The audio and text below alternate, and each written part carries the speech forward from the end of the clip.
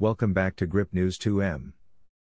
I'm your host, and today we have some incredible news from the realm of space exploration.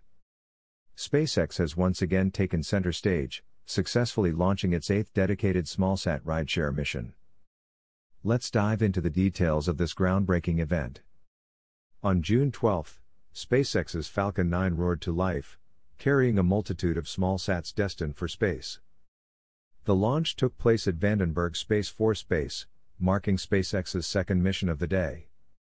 The earlier launch from Cape Canaveral saw a batch of Starlink satellites reaching orbit. SpaceX's Transporter 8 mission, the 8th installment of their dedicated Smallsat Rideshare program, boasted an impressive payload of 72 satellites. Among these were orbital transfer vehicles containing satellites to be deployed later.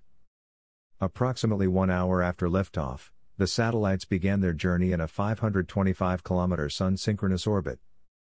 This mission showcased a blend of established players and emerging satellite developers. Weather and tracking data collection received a boost with Spire deploying 3 CubeSats, while ISI contributed 4 radar imaging satellites. Satellogic, on the other hand, added 4 optical and hyperspectral imaging satellites to their growing constellation.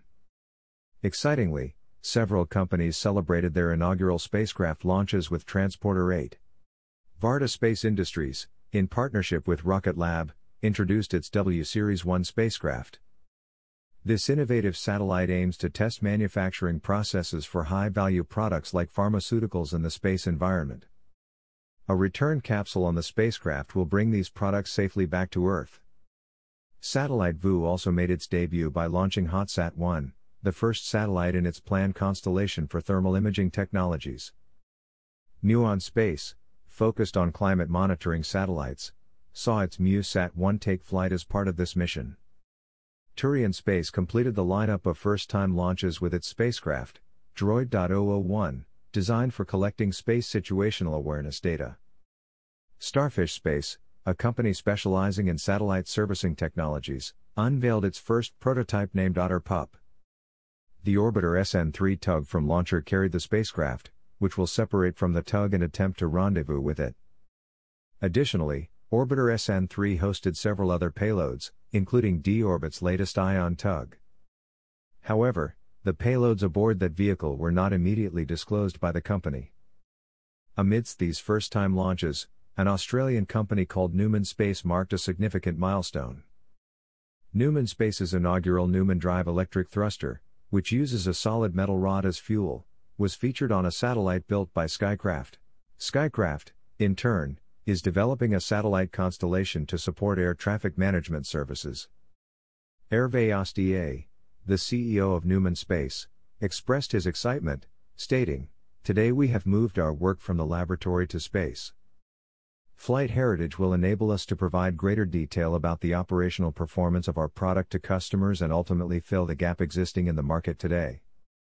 The Transporter 8 mission also catered to the needs of the U.S.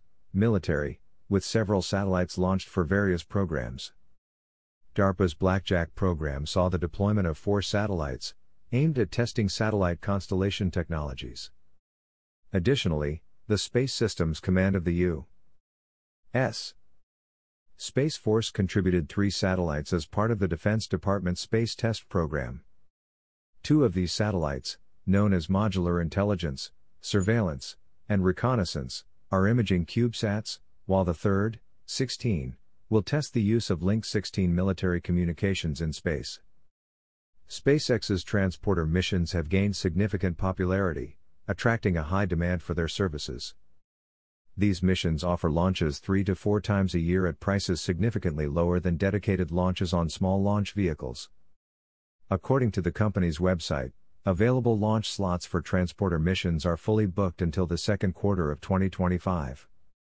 The success of this launch marked a significant milestone for SpaceX, as the first stage of the Falcon 9 rocket completed its 9th flight and landed back at Vandenberg Space Force Base.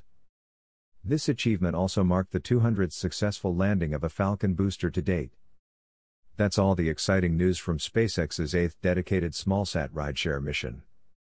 Stay tuned for more updates on the latest developments in space exploration. Don't forget to like and subscribe to Grip News 2M for all the trending news and stories. Thank you for watching. Thank you for joining us on Grip News 2M. Be sure to like and subscribe for more exciting news updates.